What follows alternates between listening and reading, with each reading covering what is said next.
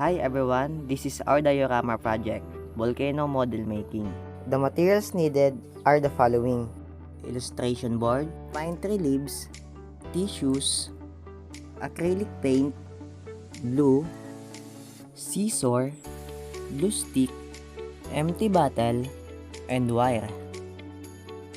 So our first step is to make the base of the frame of our volcano. Using the illustration board, empty bottle and sticks, we also use glue gun and glue stick to stick the materials together and make it a solid base.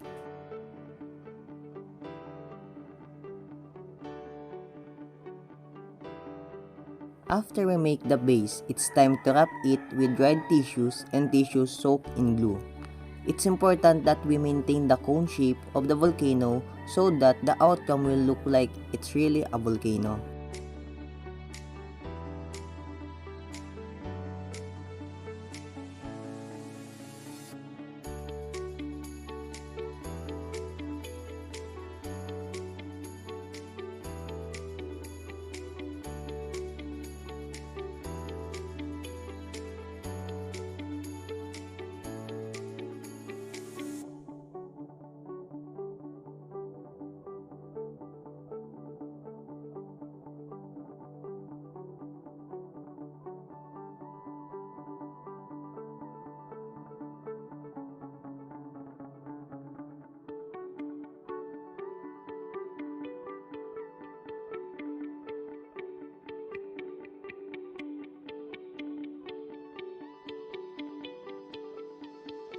Now that we have put enough tissues to look like a volcano, we have to color it to really make it realistic.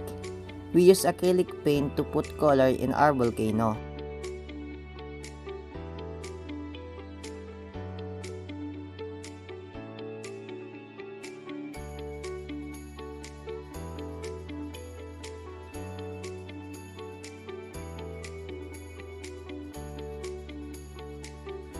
We use some of the stones we pick in our backyard to put design to the surroundings. We also use the pine tree leaves as the grass and leaves of our tree to make it more realistic.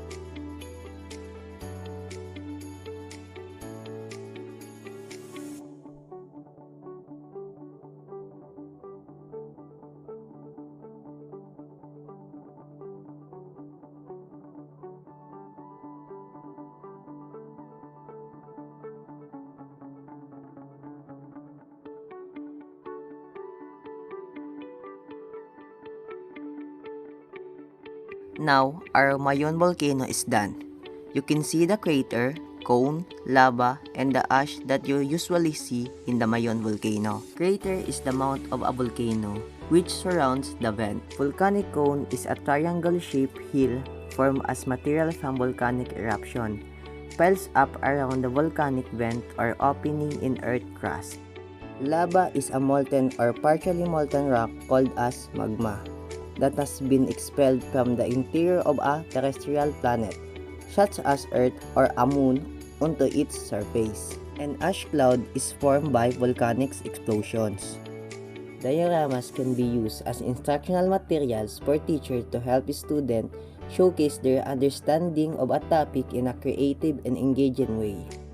By incorporating technology tools and combining dioramas with other forms of presentation, teacher can make dioramas more dynamic and relevant to student learning.